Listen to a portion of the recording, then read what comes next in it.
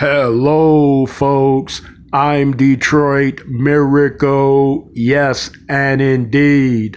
Right now, I am here to review the trailer for the 1986 movie called Star Trek IV: The Voyage Home. Yes, this is another cult classic film, and it's in the all-time favorite list of my all-time favorite films, of course. I really enjoyed this film a long time ago. I recently sat down to watch the trailer because I had not viewed the trailer yet, but I did watch the whole film of this, I believe, one time, but I'm not saying that I'm not open to watching it again. So I sat down to watch the trailer to rekindle that moment. This particular story trailer involves a probe of the future in Kirk's era. It's a whale probe, a giant one. It travels to planets and it could it could offset and disturb and destabilize the planetary functions and cause chaos.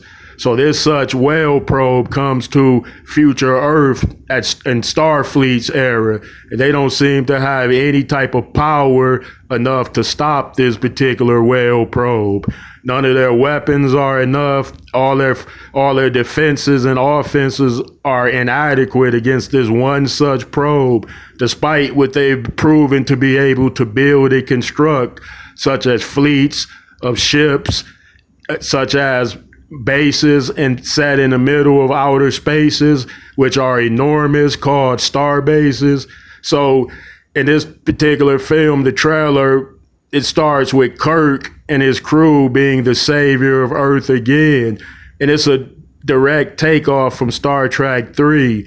So it goes in. So the film starts off at Vulcan with Kirk and his crew with Commander Spock or Captain Spock, in which they recently brought back to life through the Genesis wave.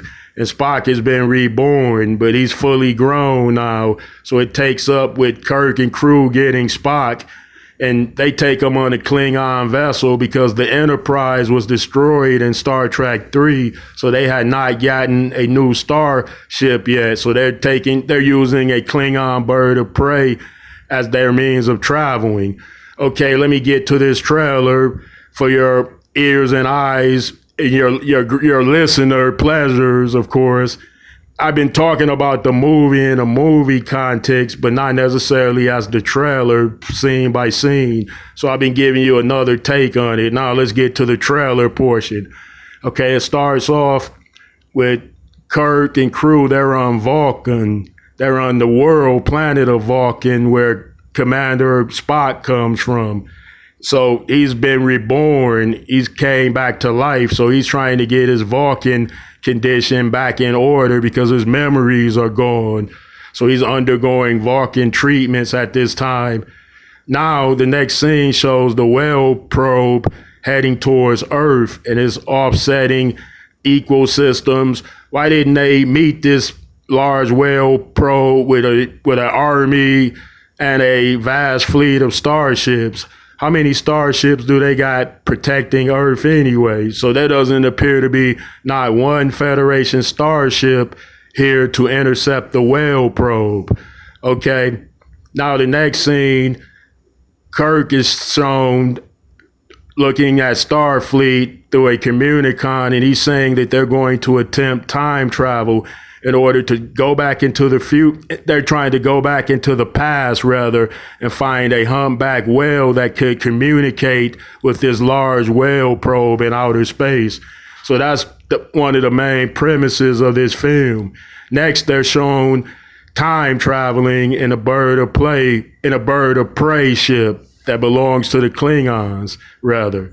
Now the ship is going enormously fast, heading towards the sun, and they're trying to use the sun to enable them to time travel. Apparently it works because now Kirk and crew are seen overlooking San Francisco, in which they say is 1983, or the star date is 1980, not 1983, but 1986, I mean. So the star date is 1986 on Earth in San Francisco. So the time travel method has worked.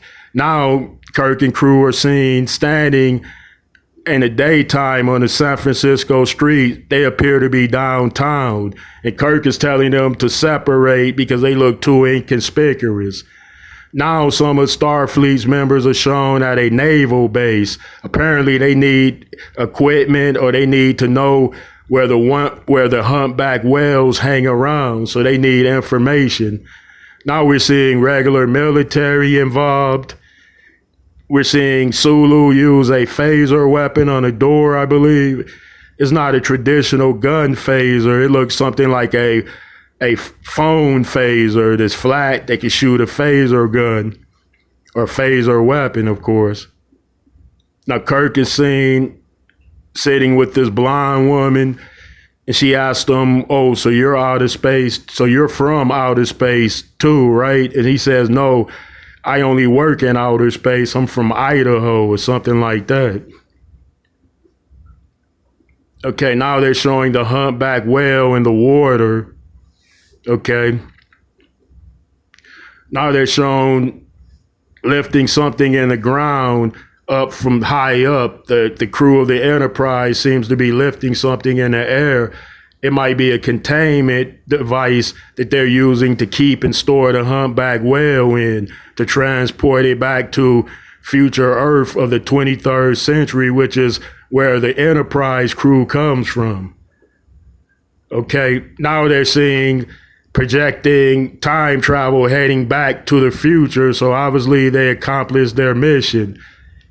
No, so it shows no more beyond that. Okay, folks, let me know how you feel about this cool trailer. Indeed,